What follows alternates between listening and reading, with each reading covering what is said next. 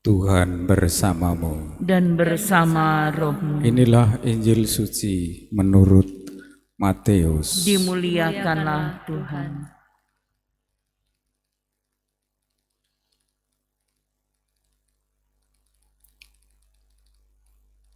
Setelah orang-orang Majus yang mengunjungi bayi Yesus di Betlehem pulang, tampaklah malaikat Tuhan kepada Yusuf dalam mimpi. Malaikat itu berkata, "Bangunlah, ambillah anak itu serta ibunya. Larilah ke Mesir dan tinggallah di sana sampai aku berfirman kepadamu, karena Herodes akan mencari anak itu untuk dibunuh." Maka Yusuf pun bangun. Malam itu juga diambilnya anak itu serta ibunya lalu menyingkir ke Mesir dan tinggal di sana sampai Herodes mati. Hal itu terjadi supaya genaplah yang difirmankan Tuhan lewat nabinya, "Dari Mesir kupanggil anakku."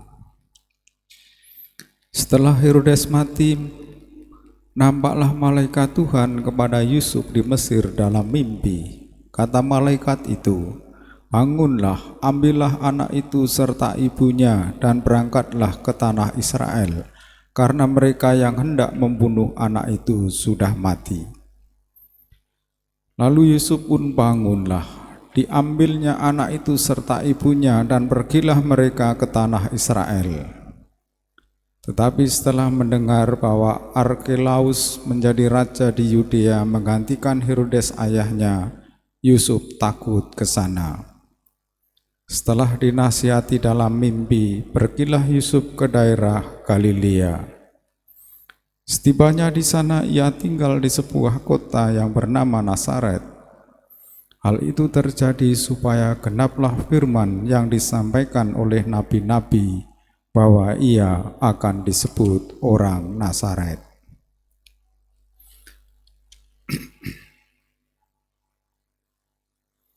Demikianlah sabda Tuhan. Terpujilah Kristus.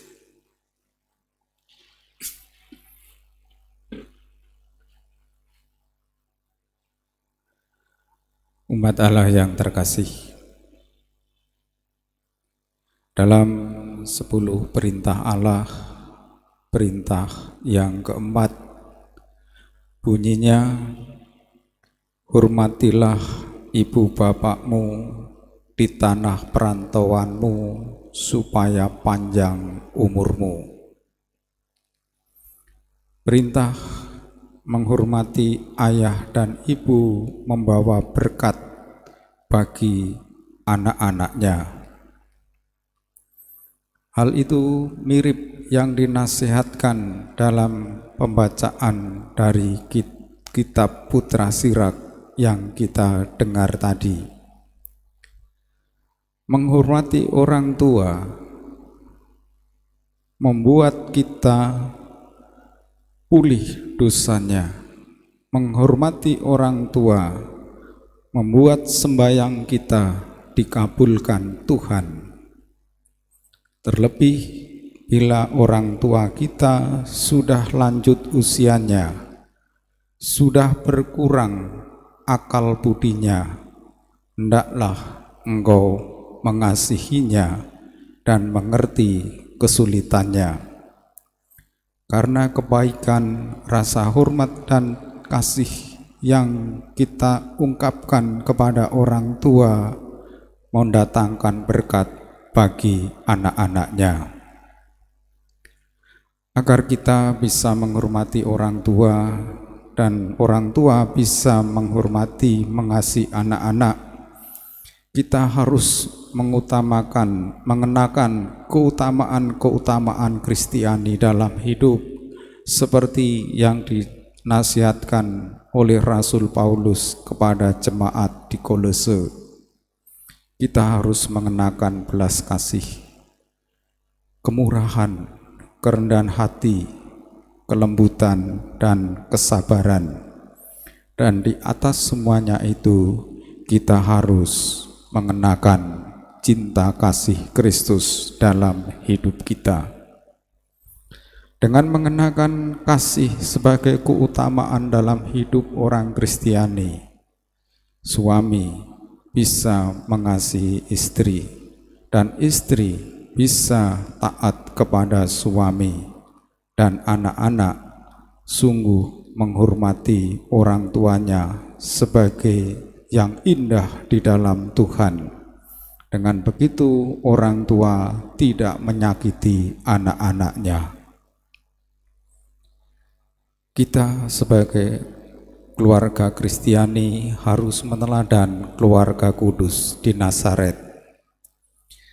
Dalam aneka tantangan dan kesulitan dalam hidup berkeluarga dewasa ini, seperti dulu keluarga kudus di Nazaret menghadapi tantangan dari luar, ancaman pembunuhan dari raja. Yusuf terutama mendengarkan suara malaikat. Kita juga harus mendengarkan suara malaikat, suara Tuhan, terutama yang tertulis dalam kitab suci. Kitab suci tentang keluarga, apa yang sudah dipersatukan Allah tidak boleh diceraikan manusia. Kalau sabda itu hidup dalam diri kita dan menjadi bagian dari kita, menjadi sistem nilai yang dihidupi oleh suami istri, maka dengan hati nurani yang baik dan benar, segala kesulitan dan tantangan hidup dalam keluarga pasti bisa diatasi. Mari kita meneladani keluarga kudus di Nazaret dalam menjalani hidup berkeluarga dewasa ini, terutama keluarga-keluarga Kristiani, supaya setiap keluarga menjadi gereja rumah tangga, tempat Allah hadir dalam setiap keluarga, tempat setiap anggota keluarganya saling setia dan mengasihi, sehingga keluarga sungguh menjadi tanda dan sarana kehadiran Allah yang menyelamatkan. Mari kita berdiri, kita perbaharui iman kita.